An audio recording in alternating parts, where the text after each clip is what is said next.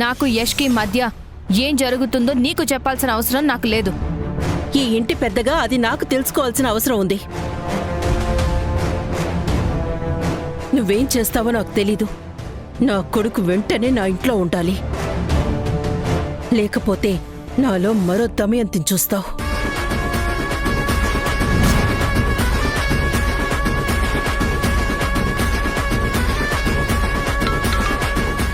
Hello, మా అన్న యష్కేమైంది?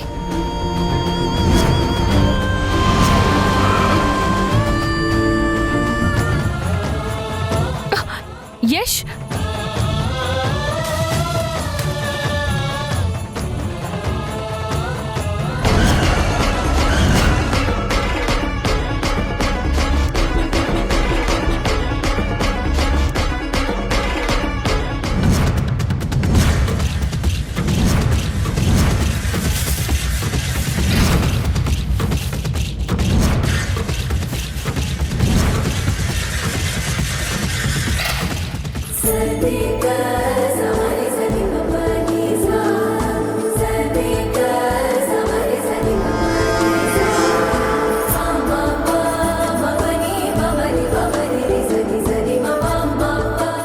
మనసంతా నువ్వే రాత్రి 8:30 నీ ఈటీవీలో.